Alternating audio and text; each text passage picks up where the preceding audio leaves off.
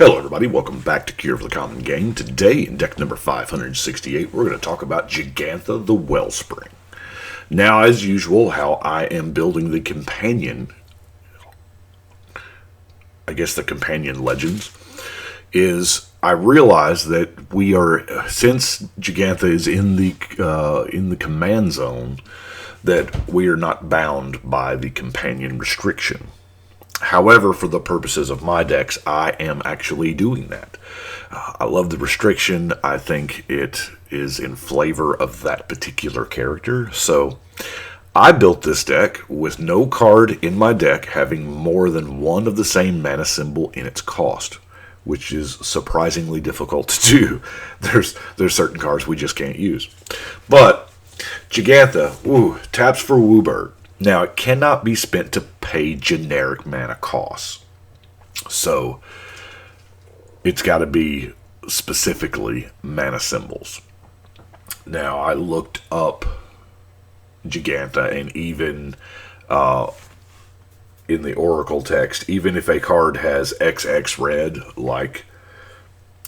or XX whatever, you cannot use it because that X is a mana symbol. It's used as a mana symbol there. So, anyway, first and foremost, we're dealing with a 5-color deck here. Yes, it is red and green, but there's so many cards we get to play with because of that Wooburg in the text box there. It gives it the 5-color identity, and I'm so glad for that. However, green is our primarily color. This kind of throws back to the old days of a 5-color green deck. So, I feel like the most important card in the entire deck is Nature's Lore. Now, yes, what are you thinking? What? Nature's Lore. Search your library for a forest card and put it on the battlefield. Shuffle your library. That just says forest. It doesn't say basic. Do you know what's a forest? Jegantha Triome. Ketcha Triome. These are forests. Cinder Glade. Canopy Vista. There are more, but those are the ones that I included in the deck. Like I said, primarily green. All of the duels, I believe, produce a green. But Nature's Lore goes and gets those. So does Hunting Wilds, because it just says forest. I guess since we are there, we'll go ahead and continue down the mana ramp hole. So we got a Soul Ring, an Arcane Signet. Glad those came back. Rampant Growth, Farseek, Kodama's Reach. Now, Bonder's Ornament I have in here mainly because it is a 5-color deck. I plan on using these in white decks, red decks, things like that, because this is just outstanding. I mean, it's everything you want it to be.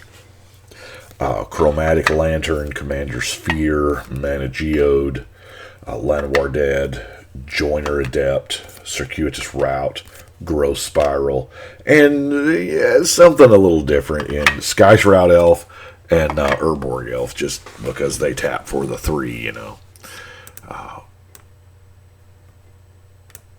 in a little bit. Now, so... Yeah, I did it. You put the Freed from the Real on Jegantha, and you have infinite mana that is not blue, because it takes the blue mana to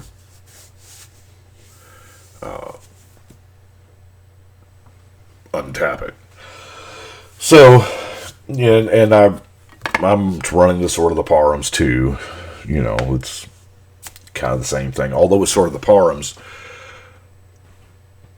we have to rely on, because it doesn't work with Jegantha because it is a colorless cost. So we have to use something like Fabro Elder to do that deal. But the sword on the Elder, provided you've got a 5-color, all 5 colors of permanents, you kind of can choose which mana to untap it, and you've got the infinite of all 5 colors.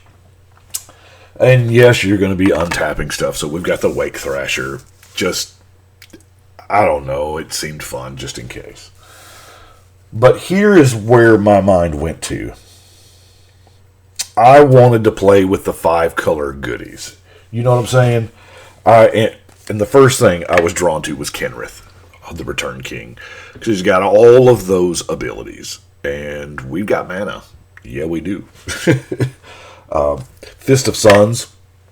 Y'all are about to see a lot of kind of high casting cost cards here, but now we can spin with Fist of Suns. We can spin Wooburg to cast anything, and conveniently, our commander taps for Wooburg. So we have Obelisk of Alara. I'm gonna be honest with you. The reason why Obelisk of Alara is in here is because I have way more than I can ever play with. I love this art. I love the card. And where else do I actually get to play it? Running Golos. Golos was a last-minute include as I was listing it on the deck listing site. I remembered Golos, and I ditched out. I don't remember what I took out, but it is the deck list on Architect is accurate. But Golos, man, that's a really cool activation right there. I have the two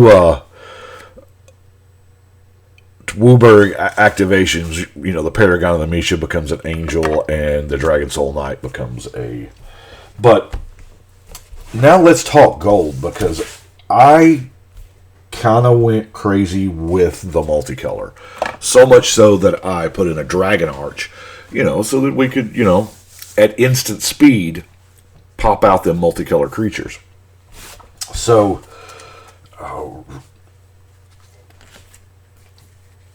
we're kind of going to look at first here the greatest hits of of Commander 20. We're going to play with Zaxara, because, you know, why not here again? It makes, with the free from the real, it makes infinite blue, you know. Yixis, Tayum, Shabraz, Shubi, Calamax. I put in a Knight of New Alara because, I mean, it just makes every other card better. And, you know, I'm running weird stuff like two of the Nephilims, Witchmaw Nephilim and the Galentai Nephilim. Mad Rush Cyclops, because I really wanted to try to get as many different mana symbols in the cost as possible, for obvious several reasons. Let's pull out here. Retaliator Griffin. It's kind of a nice card. Doesn't see a whole lot of play, but, you know, hey. Now, also we're running Kinnan. You know, it's not bad, right? And here, if we've got Kinnan and Jegantha, we've got Jegantha can produce. Now, you add 1 mana of any type that permanent produce, so ideally we would be producing Wooburg plus a blue and using the plus blue to untap it, and therefore we actually have a repeatable Wooburg.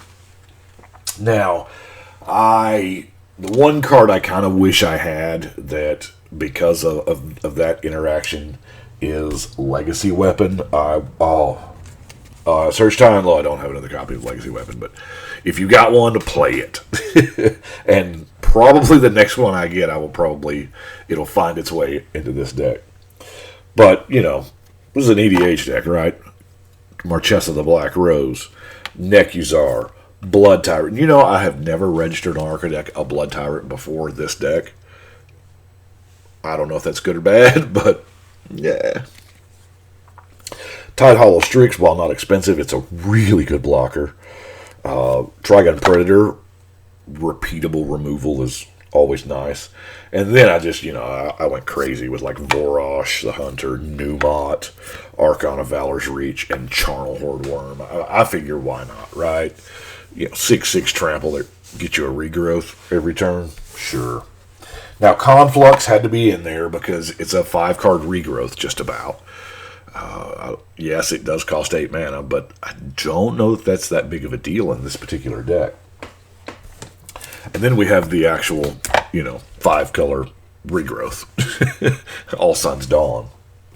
I anticipate having a little bit of mana. Yeah. So, Villainous Well seems like a good call. Urza's Filter. You know, I looked down, I had so many multicolor cards, and I was like, Urza's Filter. That might help me cast, you know, a little bit. All those creatures you saw. I guess now's a good time to get into the removal. Decimate. Beautiful card. By the way, I have never in my life seen one of these in foil. Now, I mean, I've seen it, pictures on the internet and stuff like that, but I would have to imagine with all of the lasers, for lack of a better word, that has got to look gorgeous in foil, doesn't it? Despark, Return to Nature, Terminate. By the way, I'm loving all of the quality of reprints in C20 or Ikoria Commander, whatever they're calling it nowadays. Negate, Obzon Charm, Putrefy. Let's look at Vitality Hunter. I'm running it because why not? The Zaxara in here does the things with the X, this and Villainous Wealth. Kind of the only X costs I have in there. But put a lifelink counter on up to X target creatures. I don't. I'll be honest with you. It is kind of a weak include. This is probably what I would take out for my legacy weapon. Last non-land card is Return to the Wellspring. Now, I know we are a little light on the card draw. Feels like it anyway. I think this may represent all of it. Especially since, we have access to all 5 colors. But there's a lot of it we just can't run because of the not doing 2 mana thing. So let's look at the rest of our non-basic lands. We're running the Command Tower, Exotic Orchard, Path of Ancestry, Rupture Spire, Evolving Wilds, Crozen Verge, and the Gavany Township. Now, Gavany Township is there simply because of the, just to put a counter on. Why not, But that is Jegantha. As I said, there's a few cards there I would love to have had, but I didn't know how long I wanted to wait on actually. And I think the basic land suite here, there's just like 2 or 3 of each of the other colors, and then the majority is of course green, because green searches out everything, all the other basics. That's kind of what green does. So let's go over here, and we've got 568 now. So let's put 568 on the wall. And it's done. Got one more already built, so we'll do that in the next couple days. But I do appreciate you watching. Y'all let me know what you think. What else did I miss besides Legacy Weapon? Yeah. But I'm actively working on getting another one of those. So I do appreciate y'all watching. Y'all let me know what you think. But right now, it's time to shuffle and cut.